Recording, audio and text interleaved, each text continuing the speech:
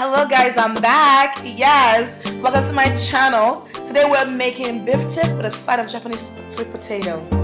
If you haven't done so, make sure you're subscribing to my channel, like this video, and turn on your notification. Follow me on social media. This is a very fun and easy tutorial. It is delicious and so decadent, and I hope you enjoy. Stick around. So we're going to start with our dry rub. 1/4 cup of light brown sugar, 2 teaspoons of sea salt, 1 teaspoon of onion powder and garlic powder. I just kind of made a combination of that because I ran out of containers. All right. 1/4 teaspoon of celery seeds. You can also use celery salt, but I'm not big into salts, right? Okay. 1/2 teaspoon of cinnamon. 1 teaspoon of crushed pepper. Tablespoon of crushed pepper. Black pepper. If you don't have or cannot find Cameroonian pepper, you can use regular black pepper, but this is where the Afro fusion kicks is going to come in with the dish. We're going to use 1 tablespoon of Cameroonian pepper. That's hot, okay? Then we're going to use 2 tablespoons of paprika. Mix. Okay, looks about ready. You know? But that's just me preferably. We're not going to use all of this dry rub on our meat today, but it's good to have for later. So I made more quantity than I need, and I'm going to just save the rest for later usage so I don't have to make this again. So it's ready. So today we're going to be using beef short ribs, right?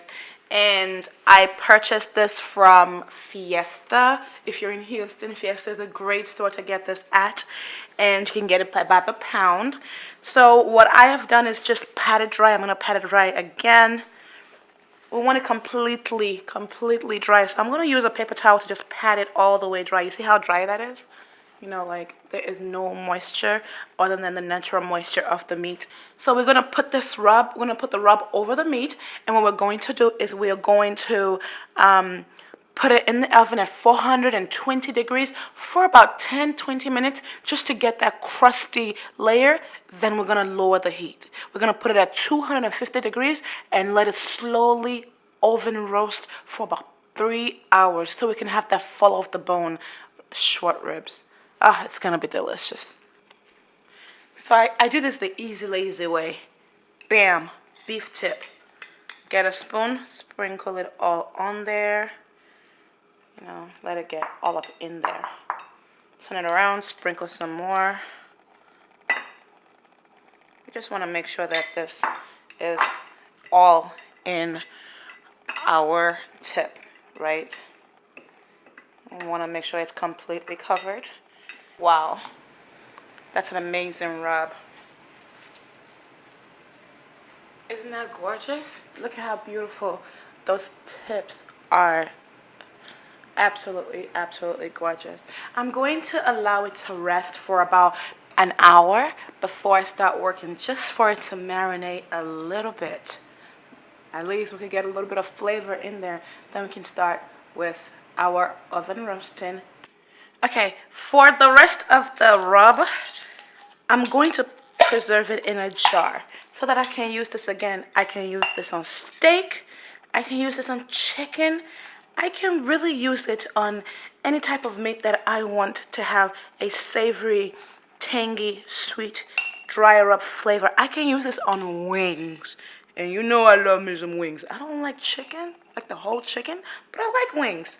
So I'm going to just save this in an airtight container and go about my way. I don't ever have to make this for a long time because this is a lot of rub.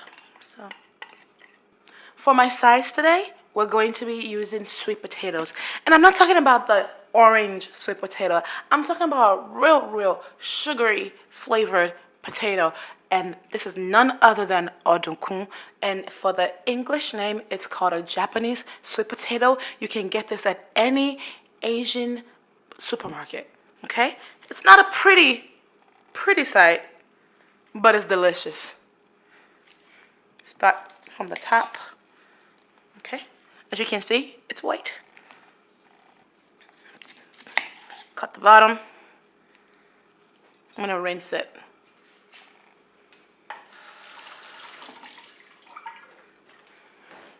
Okay.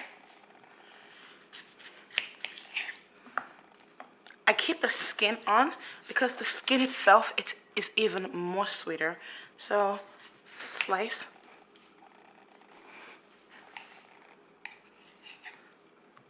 Just a little drop. There we go. We want to rub it all over.